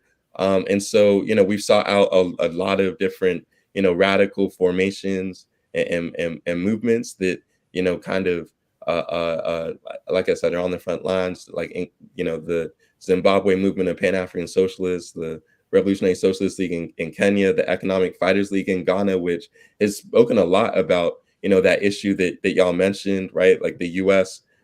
Having control over, I think it's the KIA terminal in the Ghanaian airport, and really having kind of like a logistical support base there, and that it's really just used by these Western forces to I guess funnel in their folks, their military equipment and things like that. And we also work with a number of other formations like the PAIGC, the Moyo Pan-African Solidarity Center, the Amilcar Cabral Ideological School Movement in Nigeria, like a number of groups, right? And so they're really providing a lot of leadership and guidance, and we're trying to support their efforts, and then also just work jointly on different efforts. So a lot of these formations are, preparing for this month of action. They have, a lot of events planned. For example, like the Revolutionary Socialist League in Kenya is having a number of study sessions in week 2 throughout in different parts of the country, in like Ukombozi and Dandora, Muranga, Kisumu, all over Kenya, right? Like we're speaking to folks in Zimbabwe who are planning events, comrades in Ghana. So we're really thinking about how can we work together and build this struggle to shut down AFRICOM, through our efforts to build with folks on the continent, and that's really kind of our approach to follow the leadership and guidance of folks who are on the front lines of the struggle. Yeah, Nefra, I'm glad you opened the door to this prior. So the conversation about imperialism and what is imperialism, and there's a lot of conversation in the BAP chat. A lot of conversation. Did I stress there's a lot of conversation? On exactly who is an imperialist, right? What is what country should be designated as imperialism or as imperialist, and kind of like does that mean that the focus of BAP should be broader? In essence, I'm paraphrasing what it feels like someone else's argument is, to say that other countries, i.e. China, Russia, are also imperialist, and so therefore should be treated in the same way as the United States. And then there's others who argue, which individually I would probably be on this side, is that there might be others who are aspiring imperialists, or others who aspire to be world powers, and others who enter into negotiations. Sometimes those are unfair, but there's obviously a dominant system in place that is, as Tunde referenced before, taking resources, land, people, controlling militaries, and so forth. And so, again, when you talk to folks about imperialism and what imperialism is vis-a-vis Africa, how do you describe it, and what is it in terms of what BAP is working to stop? Mm-hmm. This is great question, and it comes up a lot. Let me see how I can do this in the most succinct way and not get too. So I think of imperialism. One is the evolution of capitalist development, capitalist stage of the internationalization of capitalism, and looking at it from what we would consider a historical materialist view. I'm just speaking for myself right now, because BAP is not all, we're a coalition, and so everybody doesn't have, an alliance, everybody has, but and so if we look at that as an evolutionary situation, and then referring to even works like V.I. Lenin, who wrote the book Imperialism, the Highest Stage of Capitalism, and where he describes the encroachment of banks and the role of banks and international finance capital facilitating things, the role of even the roles of the militaries of the Western powers, and that development and the mantle of that being passed on, whether consciously or not, to the United States, because the United States now is the biggest imperialist. In other words, it's also, and especially when you talk about it in terms of colonialism. And then I would raise up the work of like Kwame Nkrumah, who wrote that book, Neocolonialism, the Last Stage of Imperialism, where he talks about how the colonial powers had to concede to the movement for independence around the world, particularly in Africa, and they had to concede to it, but at the same time devising ways through international institutions like the ones we mentioned, trade relationships and international institutions like the World Bank and the IMF and the World Trade Organization. These things are outgrowths of the intent insistence on the Western imperialism and domination to keep its domination. And then these different countries also have institutions that they use, like in the U.S. is the USAID, U.S. Agency for International Development, their CIAs and their intelligence agencies. All of that is imperialism, and that anything else is not at the most, like you said, maybe aspiring capitalist or world dominating power.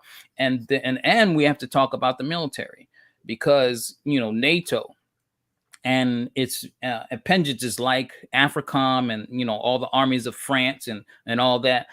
This is what imperialism is. If we were to talk about China and Russia, they don't really have any of that. China is a fledgling capitalist society that comes out of the socialist movement in the Soviet Union. It's a fledgling capitalist society, and at best is trying to navigate not being completely dominated by Western imperialism, and just like so it's a whole, it can be complicated though. But this is how we got to define it. If we add the factor of the military, which is very important, we don't see any presence, particularly on the African continent, like the United States and France, and maybe to a lesser extent Italy, on the continent of Africa. The United States and France The NATO countries are what's propelling the continent of Africa into the condition that it is. China has one in Djibouti, one military base, and all the way in Djibouti, and then Russia maybe have a couple. And then we have to look at this, because also what is the difference between, especially when you talk about China and Russia on the African continent, the difference between the state actors and private corporations and whatnot. People don't make a distinction. And so sometimes people will talk about the behavior of maybe a company in China, but as if it's also the state of China, and that those relationships. And so when we look at China's Belt and Road Initiative, it's not a panacea, but it's building infrastructure on the continent of Africa. It's giving interest-free loans, and then just recently erased the debt of these interest-free loans anyway, of like, was it 23 African countries? When has imperialism, U.S. and the World Bank ever done that? At most, they've alleviated the interest of some of them. But in general, that's what they do, is they loan sharks. I mean, that's the business they in. This is what imperialism is. And if we were to look at what is the existential threat to the world, the globe, it rests with these imperialists, what we define as the imperialist countries. The rest is not at the most. And most is really trying to navigate it's well, and also just, it's doing different things in terms of climate change and green energy and all that. The U.S. is really just, and Western countries are really so disingenuous, particularly the U.S. is really disingenuous about. And so I think it would behoove us to study the evolution of colonialism and its flourishing into imperialism, and then compare that in contrast to the historical relationship that these other countries have with it. So, I don't know if you wanted to add anything. I was giving us. No, I think that was pretty good. To wrap it up. Okay. So let's wrap up soon. But can you guys again? I'm going to drop the link in the chat. Tell folks how they can get in touch with BAP. They can be involved with the International Month of Action Against AFRICOM, Shut Down AFRICOM movement. Mm-hmm. Go ahead. Yeah, I can start off. So definitely want folks to check out the site blacklinesforpeace.com/AFRICOM 2022. Like we showed earlier, lots of resources in terms of how to participate in the month of action. We're encouraging folks to endorse at this time, endorse the month of action, whether it's your organization or as an individual, and then watch the webinar. In that first week, the second week, try to organize some sort of educational event like a teach-in, and we have a teach-in guide on that site. In the third week, we're hoping folks can put on some sort of direct action or banner drop, and then on the fourth week again, like the social media push and just sharing materials that are available or have been created to really raise the public consciousness around this issue of AFRICOM, and how I guess the militarization of the African continent really connects to the militarization we're seeing here in the U.S. They're using the same tactics, strategies, and methods, and often the same types of weapons to carry out this war on our people. So yeah, just really want folks to plug in and see how they can connect with this effort, because we think it will be pretty impactful for this effort to fight imperialism. I don't know if Nephi, you want to add anything. And as you add something, our other producer, Ricky Ryan, asked you to make comment about another conference or event coming up. Yeah, I saw you. I just put in there, if you can put that, that's the flyer to it. It's not a conference, it's a workshop. It's the ballot and community control over police we're doing with the Sojourner Truth School on September 29th at 6. It's online, it's free. And we're talking about community control of the police, and I'm facilitating the workshop, but it's talking about community control of the police, but also not just how people can win it as a campaign and challenge for it through the ballot initiatives and referendum, and that's what it is. And just check it out. I think the website is on there, the truthschool.com/events or something. You might have to do it. Exactly. Yeah, truthschool.org /events. Again, it'll be other. Yeah. It'll be other classes on there, but you should be able to find it pretty easily. So that's good. Thanks, Ricky. And then what did you ask me? It was something else. Was that it? I think I just was asking you guys about how people can get involved, and I think Tunde handled a lot of that. Yes. But you know, yeah. I mean, I don't have it. He did a good job. To reiterate, the blackalliancerepeats.com/AFRICOM2022. And so we should have y'all both on again anytime to not only discuss this, but world events and things that are happening. So we appreciate you guys even with my bad production skills, of getting you the link maybe 30 seconds before you're supposed to come on, and then dropping it in the BAP chat. You know what I'm saying? I did everything right this morning. I appreciate that. Well, we appreciate y'all. You know, I watch the morning show every morning. I do it on my TV, so I can't always get on the chat. But you know, you should think about coming on as a host, brother, man. You got that voice. I think you guys should definitely come on like at least once a month. We should have Black Alliance for Peace come on and give us a roundup, a report, an update, a check-in. Yeah, that would be cool. That's a brilliant idea. Once a month. Let's do it once a week. Once a week. Even better. Come on. Well, I mean, it's not a bad idea, and we have enough people who could do it, and it would really be great. But then somebody got to do the coordination work, and I don't know who's going to do that. That's one of those. We can just coordinate you with Ear Doctor. Ear Doctor is the point person for the morning. Who's going to be the point person? Thursdays is open. Thursdays is open. There what you we go. could do, I have an idea. What we could do, we could just send you guys back and find out who can. What we could do, we could just send y'all here's the Thursday link for this week. Whoever signs, whoever has time, come on. Let's just make it that simple. Oh, cool. All right, that sounds good. Thank y'all for coming on. We're gonna see y'all later. Thank you. Peace. Bye.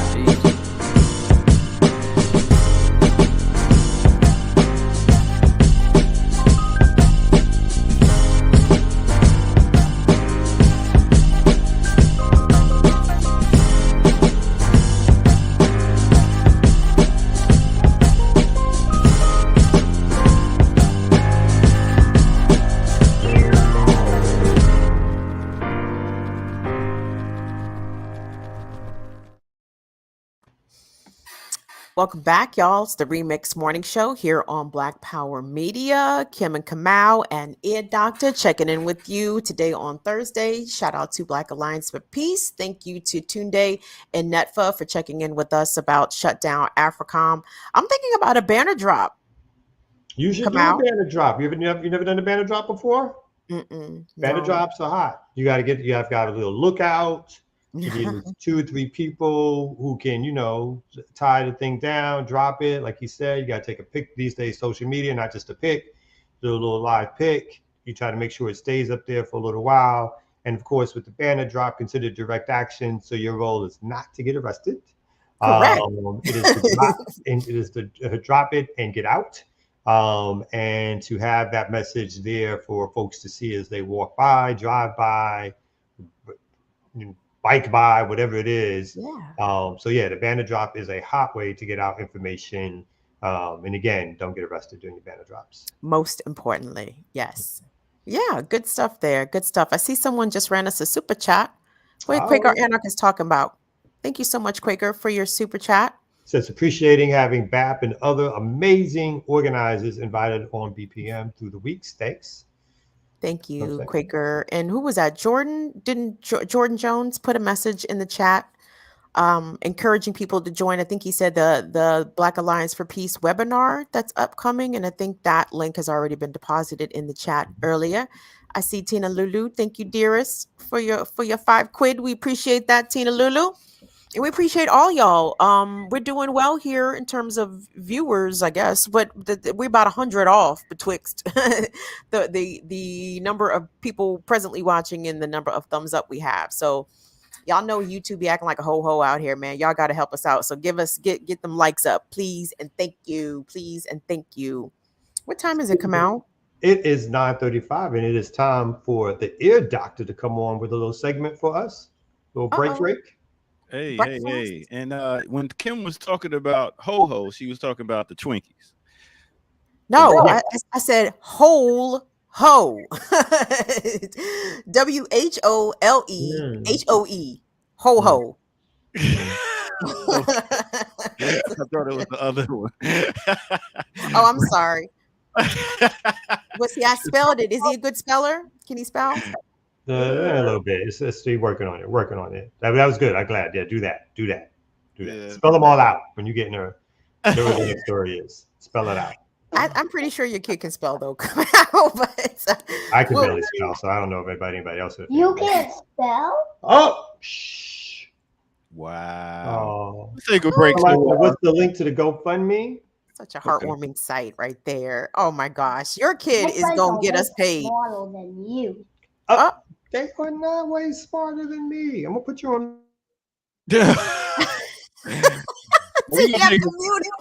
We're gonna take a break while Kamal goes and gets some riff. Reading is fundamental. Right here on the Remix Morning Show.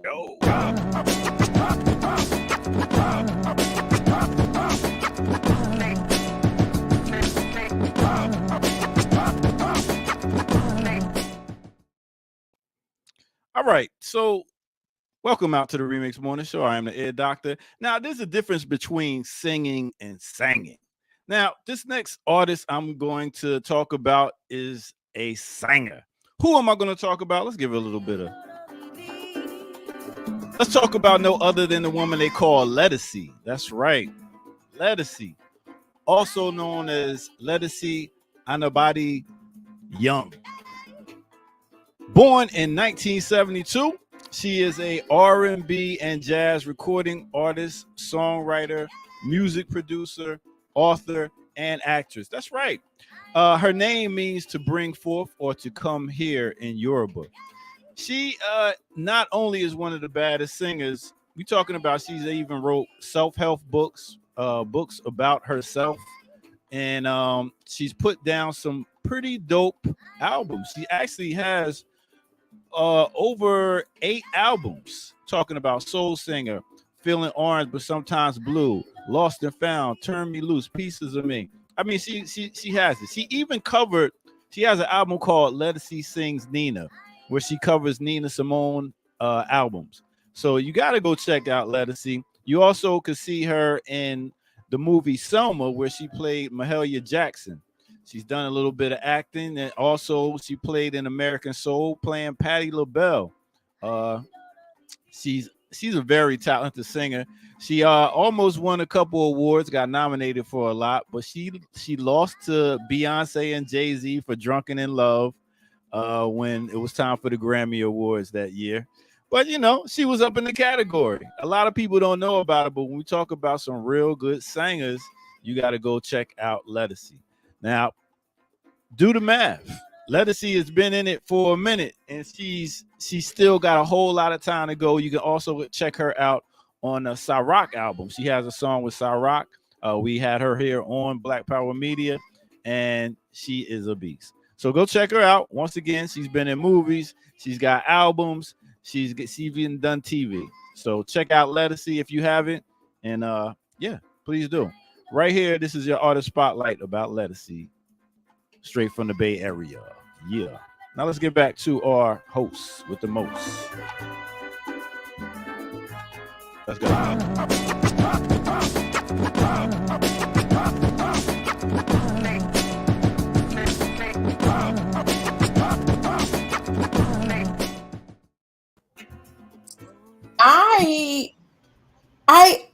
I did not know Ledisi was a Niger babe. I didn't know she was Nigerian.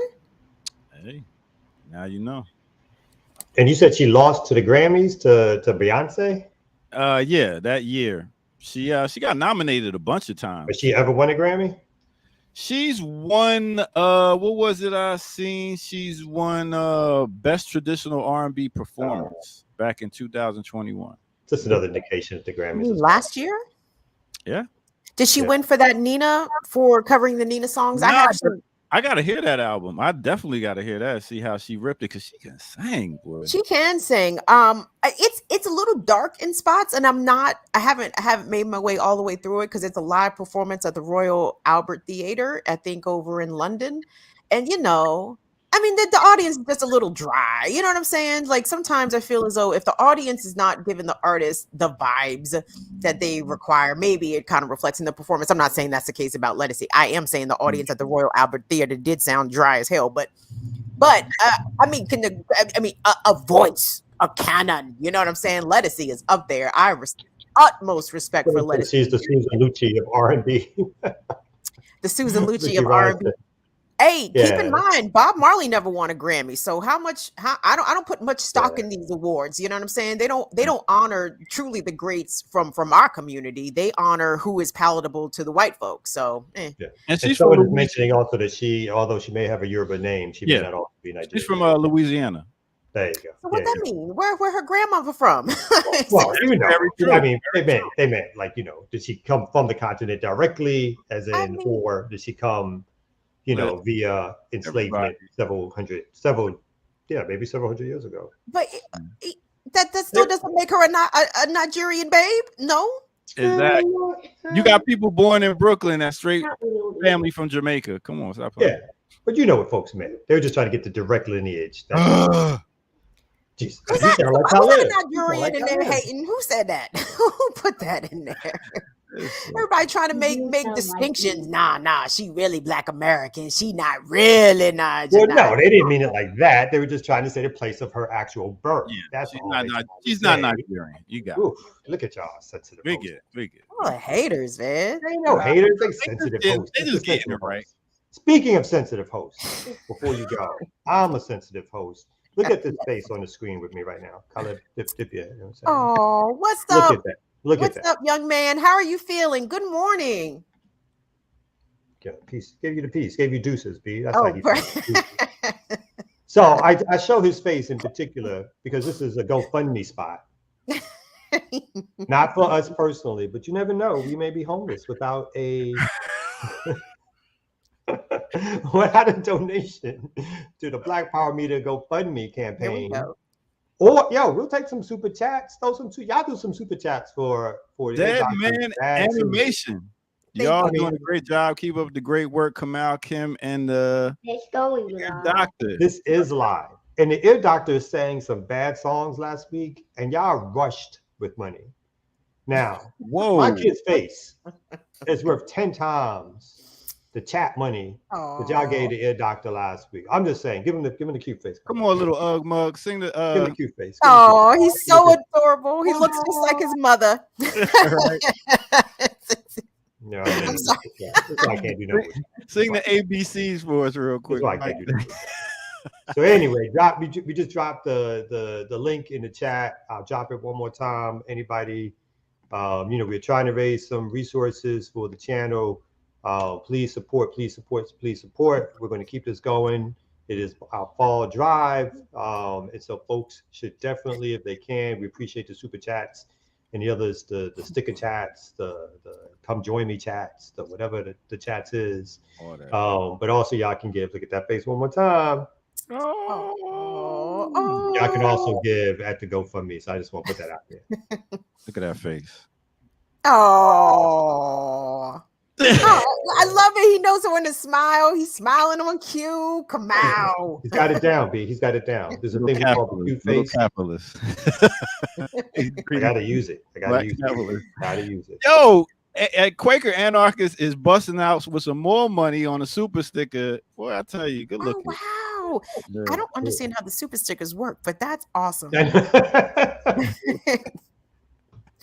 Oh wow! Look! Everybody's coming in. Thank you, V.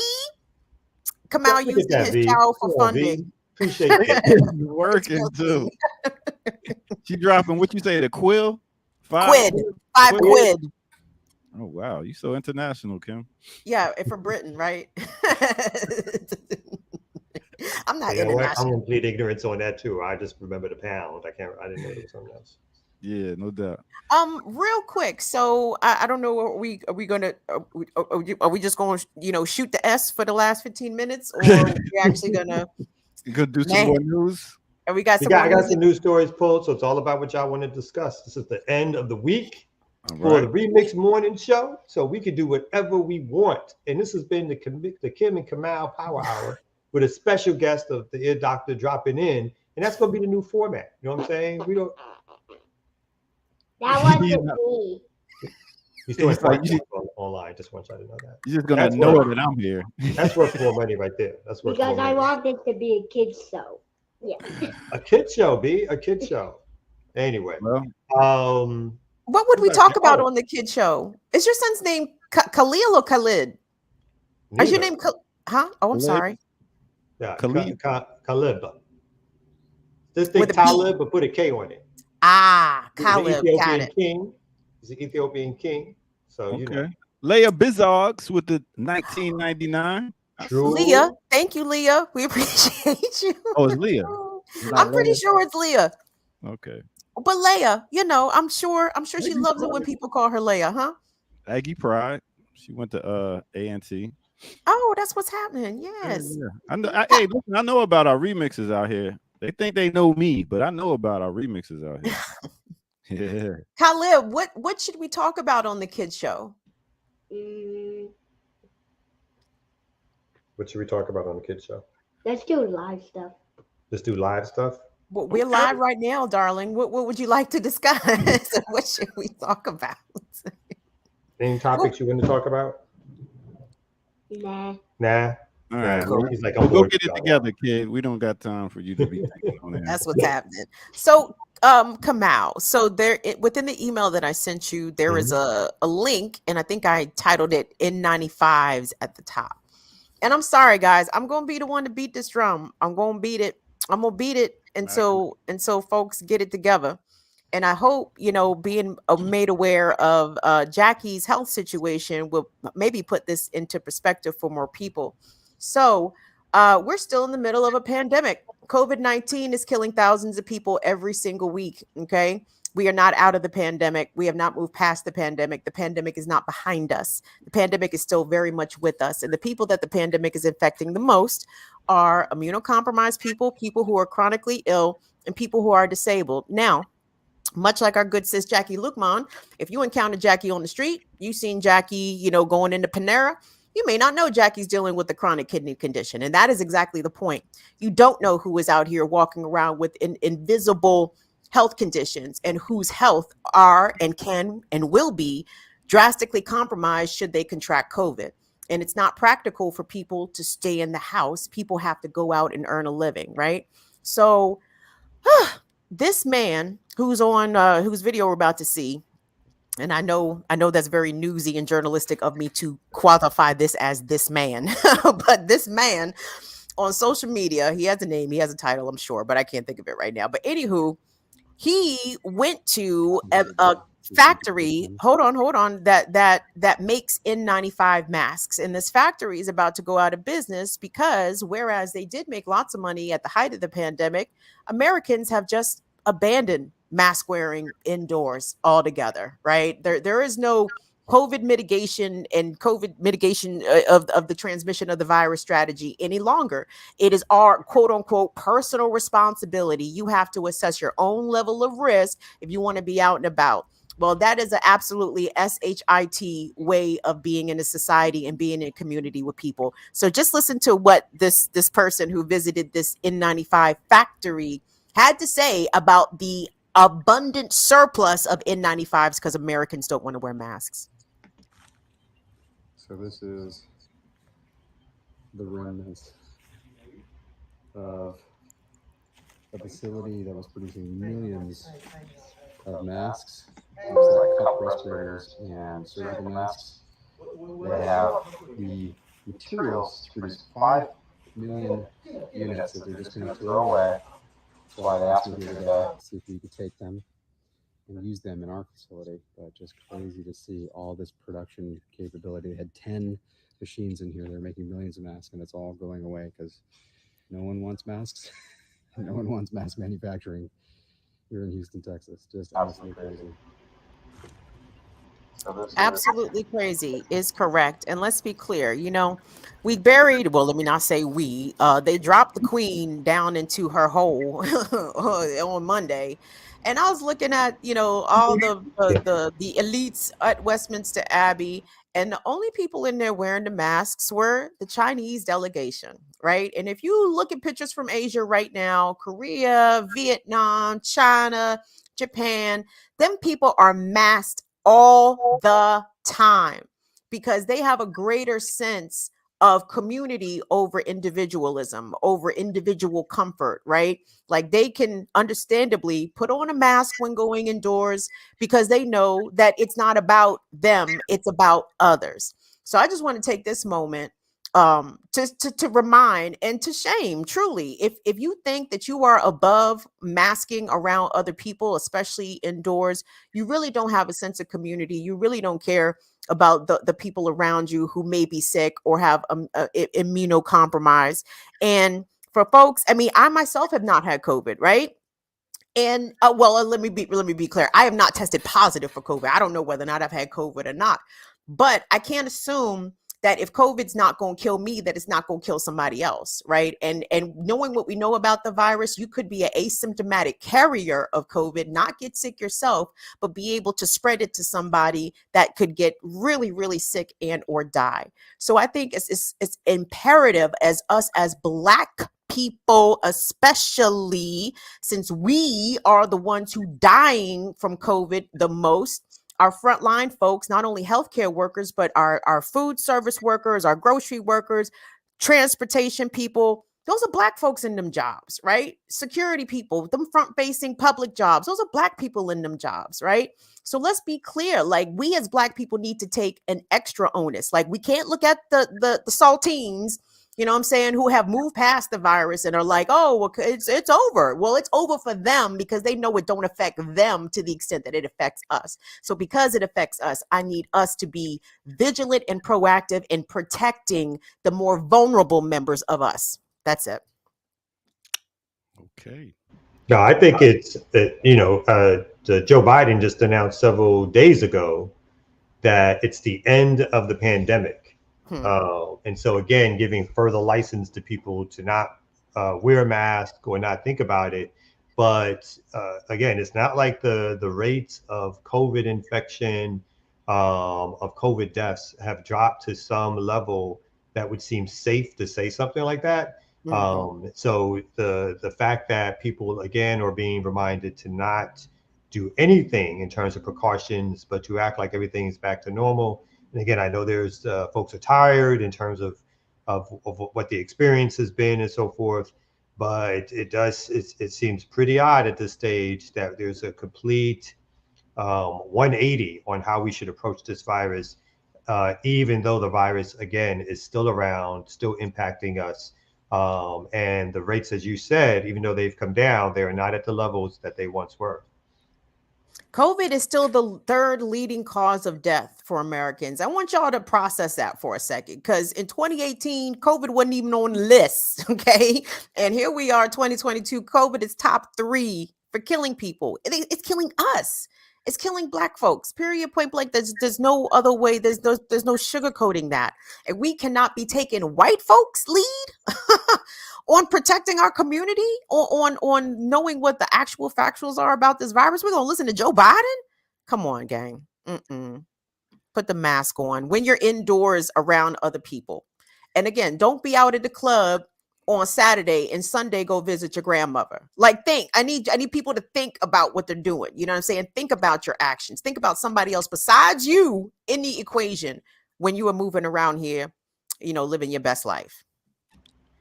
Well, we about to have a great weekend, y'all. We got a bunch of dope shows coming up. Kim, I get it, but it's just like you can't call everybody selfish. And yes, I can. Absolutely. I surely will. Because a lot of people right now understand that you shouldn't be breathing your own air, carbon dioxide. You should not be breathing that all day. That's not healthy for yourself. That sounds like some shit crackers say. My bad, little Khalib. My bad. Feelings right now. I'm actually talking science. So what I'm saying, you're not, your doctor. You're not talking science. Okay. Let's have Jackie Lucan on here. Let's bring Jackie on, and you go out and DJ wherever you DJ. And then would you come and give Jackie a hug and be unmasked? Is that what you would do? Like, because that's what it sounds like you're saying. Well, no. If I was in a person, if I had a low immune system, I wouldn't be out and about hugging people anyway. I Oh, would. you should. Well, I Oh, think the so point so is that we still have to take precautions, even if we have different variances on how serious we think it is, that there are other people who are far more susceptible. And so, again, I think Kim made a perfect point when she said, so if you're going to go club, don't go visit your grandma, right? Or if you're going to go sit in a room with a bunch of people real close and you don't know those folks in the room, maybe for that time period, you could wear your mask. And when you get back outside, you could take it off. But there's got to be precautions that people still think about and still take, because as she also mentioned, it is still the third large leading cause of death in the country for something that just arrived no less than 2 or 3 years ago on the scene, that it has shot up to be the third leading cause of death.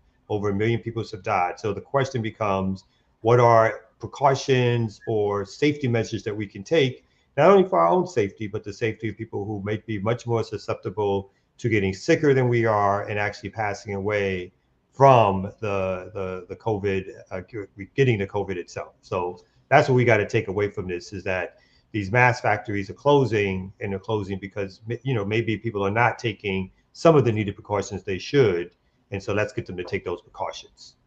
And just because you don't wear a mask, that does not mean you're not for your So I tried to wrap it up. I So do we a can lot go. for my community, a lot than a lot of So, other but people. I I tried to know wrap it up. you so we might can be out go. here. You might be out here spreading COVID a lot. You know what I'm I'm saying? sure he is. I'm sure he I is. mean, Sure have it. And the but thing you is, don't it's- know. Producer, And take the- a cue and the fact though. Producer, take Kim, a cue. When someone is Kim, wrapping you- something up, producer, take Okay. a cue. When Hold someone is on, wrapping Kamal. something up, producer. Kamal, Kim, hold just like on. he One has second, all one the second, facts. 1 second. When We we're wrapping all something can't up, talk. producer. No, I'm just First- talking to the producer. Trying to wrap it up. No. Check it. Get a sign. Check. Read the room. Breathe. You don't have to come back with a last response. It's But we have 3 unnecessary. minutes. Read the We have room. 3 minutes. Hold on. And I think Ear Doctor, even though I vehemently disagree with everything that he's saying, he is giving the perspective of a lot of folks out here. You know what I'm saying? So I would like to hear what Ear Doctor has to say about this, to be honest. Not at 9:57 when we're trying to go, where he knows one more comment is going to lead to another comment. Do that early in the show when we got time to go back and forth. But the thing Not is, when we're trying to break. the beauty about Black Power Media is we all don't think the same. So you get to see different perspectives. We all respect each other, blah, blah, That's all not that. the beauty But of we Black Power Media, but But we do have different perspectives about things. So, and that's what it is. And yeah, I wouldn't go into an elderly home not masked up, but I ain't gonna go out in these streets masked up all day and be breathing my own air. But see, that's the thing. There's out in the streets, and then there's masking indoors, Kim, right? you don't go nowhere. I'm out in these streets constantly. You don't go anywhere, so it's easy for people that don't hardly leave the house to be like, mask up. Don't do. a lot of people who leave the house are masked up. First of all, Kim, don't be in these streets. First of all, be in the streets for what?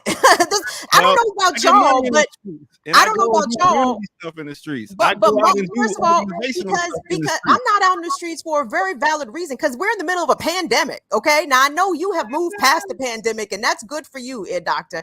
I am not. I don't want long COVID. I don't want it. I do not want.